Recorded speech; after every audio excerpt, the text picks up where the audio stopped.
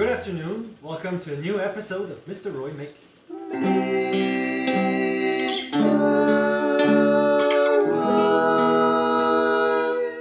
Makes. French cooking may seem daunting at first because we find it so refined.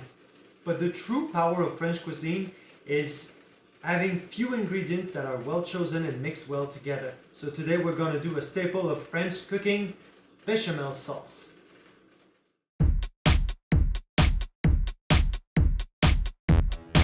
This is the night. This is the night. This is the night. This is the night. This is the night. This is the night. It's 7 in the evening and I'm feeling nibblish, so I might as well prepare myself some fish, but my salmon is dry. So what can I do? I know just what type of sauce will make it through. This is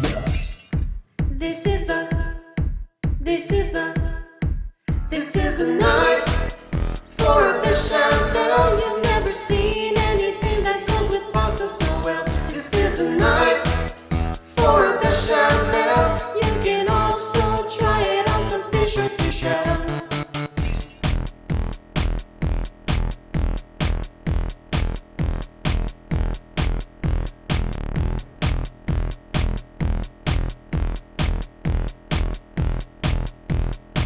This is the night for a Bechamel. You've never seen anything that goes with pasta so well. This is the night This is the for a night. Bechamel. You can also try it on some fish or seashell. This is the night for a Bechamel. You've never seen anything that goes with pasta so well. This is the night for a Bechamel.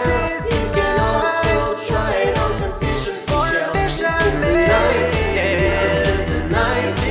This is the night. This is the night for a Bechamel.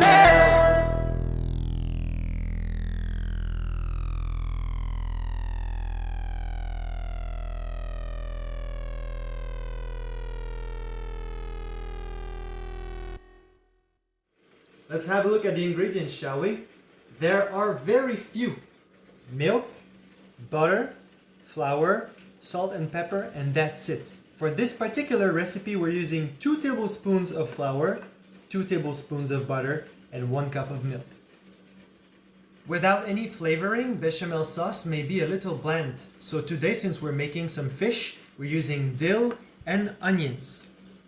Dill is an aromatic plant that comes like this, which is a stem and little leaves. I don't use the stem, some people do, I don't. Remove them, chop them finely, and you get this. I also like to add onions in the root. That's something I'm going to show you later, but in the first step of the sauce, we're using onions too to give some more flavor. Making bechamel is easy to mess up if you don't pay attention. So make sure everything, all your ingredients are prepared and you're really ready to give your full attention to the sauce because it can go downhill very fast. But let's start in a medium saucepan, medium high heat. I put my butter.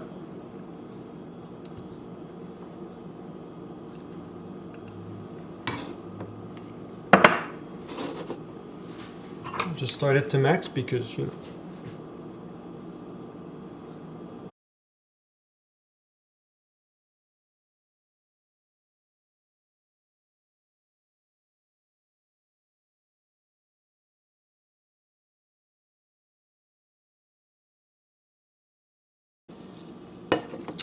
Okay, so the butter seems to be hot enough. I'm just gonna check with 1 onion to make sure it's cooking.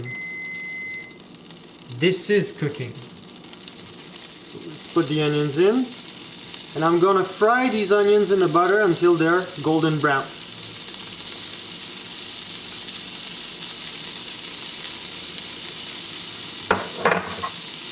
Move them around. I turn down the heat a little.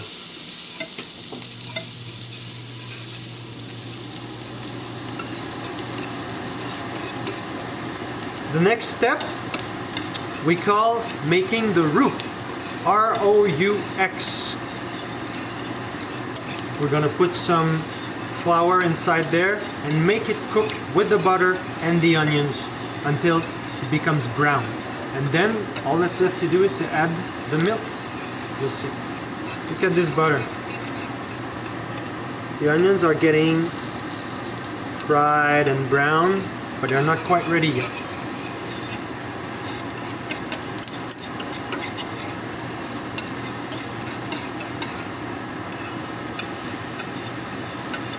Yep, that seems good enough.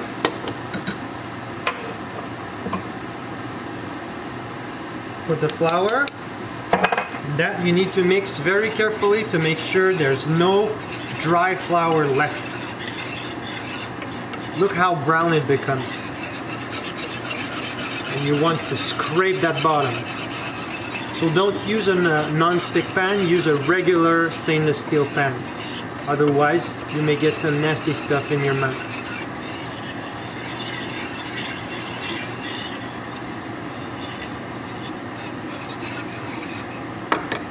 Roux is the French term for ginger, and it does look a little bit like ginger. I think it would be time to add the milk. There you go. I'm gonna turn the heat up again and bring this milk to a boil gently. And when it boils, it will start to thicken. That's where we can add salt, pepper, and the aromatic plants. Scrape the sides too. Make sure you don't leave any of that flour in the bottom.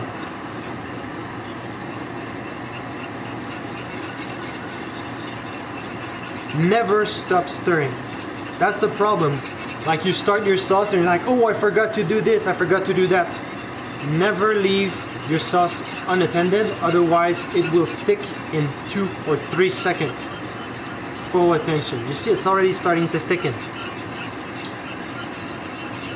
We have a boil. Off the heat. Move it to safety. Season. Salt. Pepper. And the dill. Mix it again. There you go. French bechamel for your fish. It doesn't get any better than this. The final touch.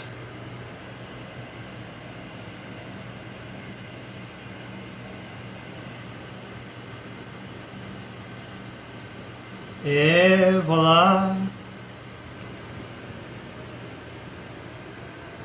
Bon appétit les petits. I hope you enjoyed this video. Have a good one.